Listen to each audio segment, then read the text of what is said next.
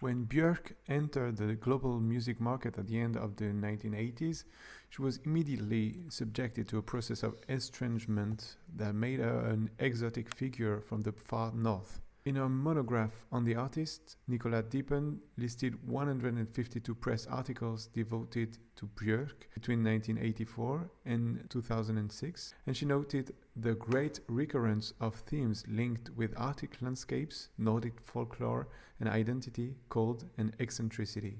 Although she does not possess the stereotypical physical attributes associated with Icelandic Viking origins, blonde hair, blue eyes, her strong Icelandic accent when she speaks English, her slanted eyes, bushy eyebrows, round nose, and short height nourish links to Inuit or Asian communities, or even to aliens, which she readily accepts. I quote, "If I can get the space I need to do my own thing by being called an alien, an elf, a China girl, or whatever, then that's great."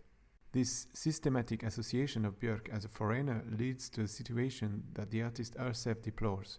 I quote, "I've seen my records in the world section because I'm from Iceland. World music, what is that? Everything except the US and Britain. The majority of the planet but kind of second class." This observation can be linked to the term borealism as used by Christian Schramm in his 2011 doctoral thesis. It refers to the imaginary of the North as fantasized by those who do not live there. But borealism implies a distancing strategy, a discrepancy between the we and the them, which paradoxically allows Björk to occupy this peripheral terrain as she pleases. Indeed, we can see that Björk has shown strong cosmopolitan tendencies throughout her career.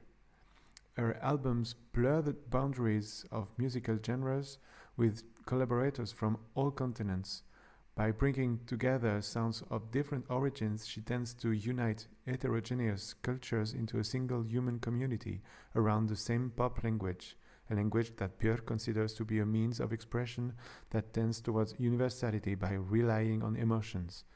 I quote, "Everyone on earth needs pop music." Björk points out that her Icelandic origin places her in a position of outsider, which allows her to encompass globality from another point of view. It feeds a vision marked by an idealized conception of mankind, which ignores ethnic, political, or religious distinctions.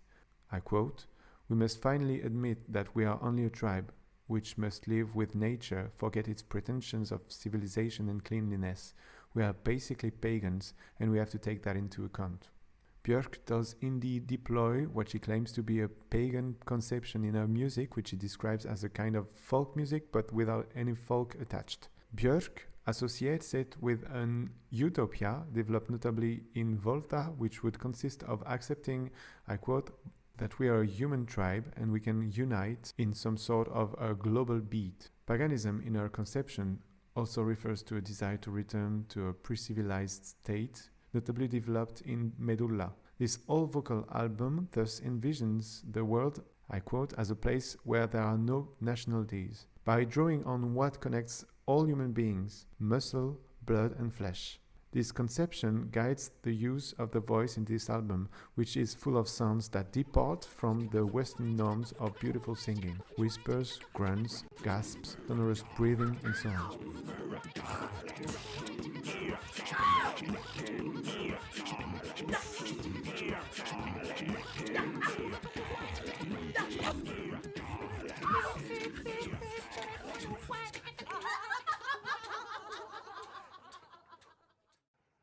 This off-centered perspective deployed by Björk over the course of her albums feeds analogies with Timothy Morton's philosophy of the world as coexistence, postulating that no man is an island.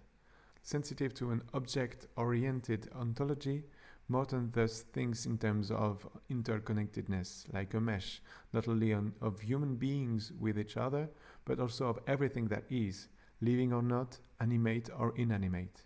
Any form of thought that avoids totality appears to him as problematic, which implies in particular to go beyond the use of the concept of nature, because the latter, once named, is circumscribed, fetishized, objectified. Morton thus emphasizes that the ethics of ecological thinking consists in considering beings as persons even when they are not, which he links to ancient animisms. The author of the Ecological Thought and Björk had an email exchange in the wake of a retrospective exhibition of the artist's career at the Museum of Modern Art in New York in 2014. This exchange highlights the affinities between their worldviews, since the paganism cultivated by Björk, as we have seen, is also oriented towards this mesh. It is not insignificant to underline that the artist has a tattoo on her arm, which represents the Yggdrasil, the world tree of Nordic mythology, emblem of all life, all knowledge, and all destiny. Note that this stylized representation in a circular form like a compass called Vegvisir removed the hierarchical arborescent organization, assuming a link of subordination between the base and branches, in favor of a rhizomatic structure where any element can affect or influence any other. Approaching the organization of the world as a mesh implies the impossibility of determining binary oppositions, which are most often in subordinate relationships.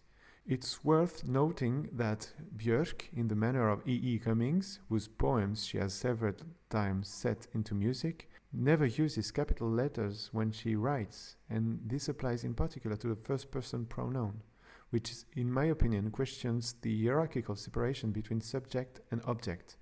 In fact, Björk's art constantly tends to unite rather than separate opposites. She thus destabilizes the opposition that structure our modern relationship to the world, not only between the center and the periphery, but also between man and woman in the dull flame of desire, where our voice is mixed with Anoni's voice in such a way that it's no longer clear who is who, between nature and technology in the album Vespertine, where organic sounds are digitally reproduced while electronic sounds are designed to sound organic, between human and machine in the video for All Is Full of Love directed by Chris Cunningham, where two robots with Björk's face passionately embrace, between self and other, when Björk evokes the Platonic myth of the androgynous by opening the song Atom Dance with the words, "We are each other's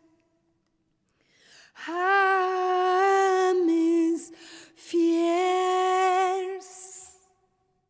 Between the inside and the outside, as in the videos for Hidden Place, in which colored fluid circulates around her face, entering and leaving through her various orifices. Cocoon, in which red threads emerge from her nipples and gradually envelop her entire body. Or Family, in which the threads that sew up a love wound on her chest emanate from her own body. Björk's most ambitious project to date is the album Biophilia, which, to signify the mesh of all that is, envisages the interconnection between the microscopic and the macroscopic. This is the first app album in the history of music, since it's distributed in the form of an application for mobile phones and tablets, making it possible to have greater interaction between the work and the listener, the latter being invited to assume the active posture of creator. The rhizomatic structure that presides over the album's overall project is clearly obvious in the mother app, Cosmogony, which represents a constellation of interconnected elements. It's worth noting that just as the Yggdrasil carries within it the 9 worlds of Norse mythology, the constellation of this mother app contains 9 stars, representing the 9 apps corresponding to 9 songs of the album. Sir David Attenborough's voice then resounds to introduce the album's concept.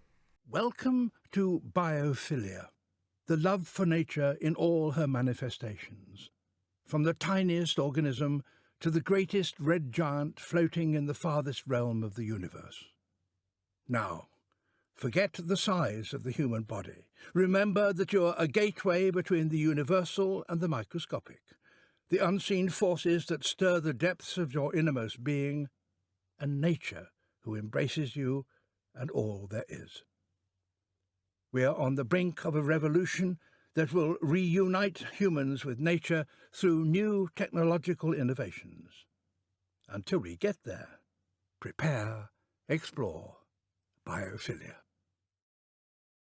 The title of the album refers directly to the notion of biophilia invented by Edward O. Wilson, which postulates an emotional affiliation of human beings with other living beings. In fact, with biophilia, Björk invites us to think globally, and in doing so, to decenter our human perspective. Thinking this way then reveals the extent to which we are linked to our ecosystem. And it's underlined in this album in songs like Moon, in which cycles of the moon are linked to human biorhythms, or Mutual Core, which compares the rhythms of the continental drift to that of fingernail growth. It should come as no surprise that Björk's conversation with Morton follows the release of this album, as their ideas are so similar. Morton writes, for example, that observing the Earth from space is the beginning of ecological thought, because of the decentering involved. This interconnectedness was already obvious a few years earlier in Oceania from Medulla, when embodying the ocean itself, Björk not only represented a world that was not divided by artificial borders, but also placed man in an immemorial lineage, leading him back to his aquatic origins. Your sweat is salty. I am white. I am white. I am white.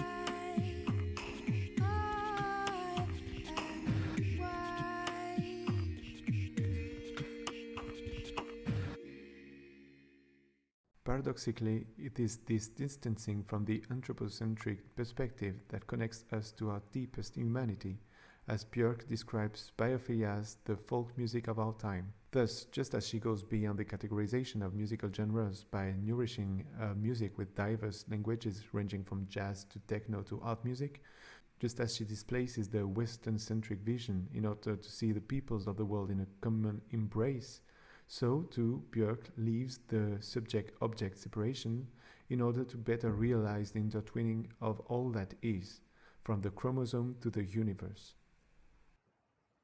As she explains to Timothy Morton that she is looking for the ism that would define her, Morton replies, "In your artwork it seems that these non-you entities take the lead and you merge. Not the same as being passive at all, more like making love with them, allowing them to exist from their own side, leaning into them. How about Paneroticism?" Björk rebounds on this idea by evoking Sufi philosophy, to which she says she fully identifies. Sufi, where you fall in love with your day and your pomegranate and your teacup and your lover and the song you are turning in circle to. Aim to merge, and if you merge well enough, you empty and become one with all. She also emphasizes this fusion of the self with the world, approached from an erotic angle in an interview. "I can find men sexy, women sexy, plants sexy, the ocean, fish. I'd switch for a sexy panda." And this idea is repeatedly reflected in her latest album, Utopia, 2017. In reaction to the dystopia promised by climate change, fueled by the election of Donald Trump as President of the United States, she stages a refuge for humanity, taking the form of an imaginary paradise free of patriarchy and in communion with nature. The ecological crisis that gives rise to this imaginary ecosystem seems intimately linked to an ontological crisis that questions our relationship to the world. I quote, "This album for me is kind of like a soundtrack to that place that we can all move to after Trump. I think I wanted to create a utopia where you would escape and go to an island and the people would be naked and they'd be playing flutes and it would have birds and flowers that you'd never seen. It would be this kind of paradise." When she adds in interviews that this is her Tinder album, referring to the dating app, she's clearly signaling its sexual dimension. The use of a set of flutes throughout the album is a reference to this symbolism because they evoke the libidinous figure of the faun, while at the same time taking us back to the origins of humanity, the flute being probably one of the first instruments ever created by human beings. The first song of the album, "Arise on My Senses," immediately announces the general color of the album by evoking in its text the sexual awakening.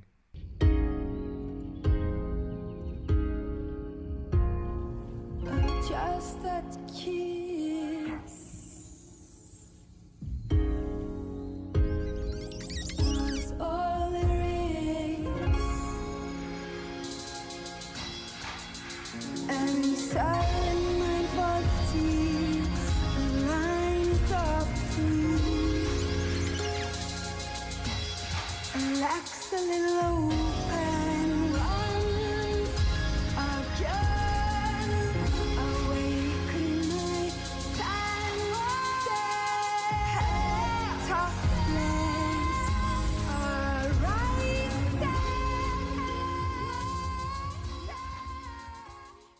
The body orifices, receptacles of love, are thus the object of particular attention, for example in Body Memory, where she sings oral anal entrances, enjoy the satisfaction of the other is growing. The image of exchange and reciprocity is also used in The Gate, where Björk sings that a now healed love wound has been transformed into a door, where she receives love from and where she gives love from. This idea is portrayed in Andrew Thomas Huang's video as a stream of light that travels between Björk's chest and that of digital entities, the gender of which are unidentifiable, in perpetual circles in the manner of Sufi whirling dervishes. The perspective proposed here suggests more than a union between beings, but rather postulates the fusion of self and the world. Thus, Björk integrates into her own body either plant elements in Claimstaker or Body Memory, or animal features in Courtship. This utopia thus bears the mark of a paganism that does not envisage the separation between subject and object, but rather approaches them in a relationship of reciprocal transformation. Thus, the hybrid creatures represented in the videos of this album are often in perpetual recomposition, like those beings in synthetic images between human, animal and vegetable in the videos of Losses, Tabula Rasa and Body Memory, conceived by Tobias Kremler. The silicone or metal masks created by James Merry and worn by Björk in music videos as well as during concerts or on the album cover always evoke hybrid forms, suggesting vagina, orchid, insects, while the winged costumes of the musicians designed by Balmain for the subsequent Cornucopia tour also suggest the hybridization of human and animal.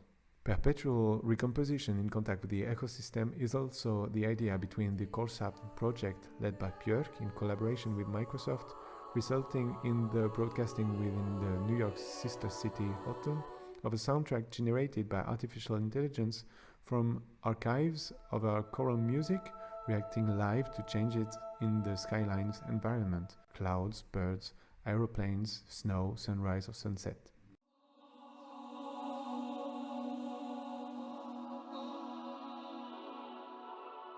As in this installation, music is at the core of the Utopia project and is praised as a transformative experience.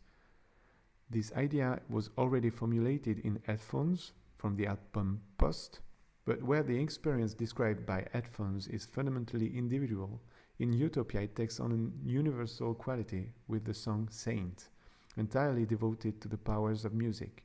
The lyrics of the song suggest that music, personified as a female figure, the pronoun it is replaced by she, endowed with a will of its own, would have fulfilled the ambition sought by religions to unite the human race around a higher ideal.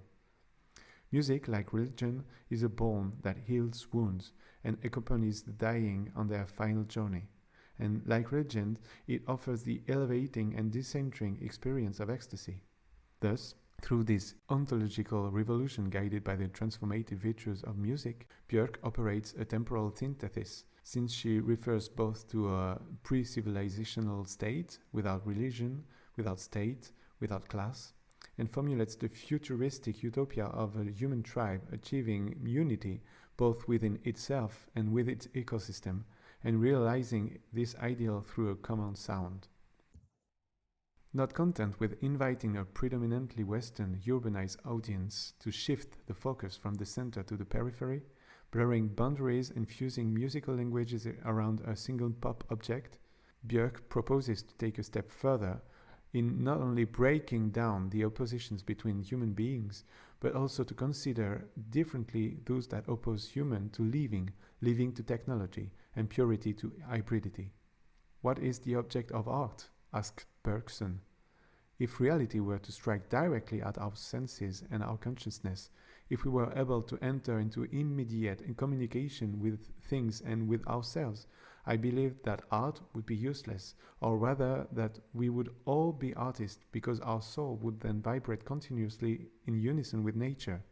This is undoubtedly why Björk's art is necessary today, since it proposes to fill this gap, which is all the more glaring given that the climatic challenges facing humanity, and even more so the living, are major and will force us to redefine in depth our relationship with the world.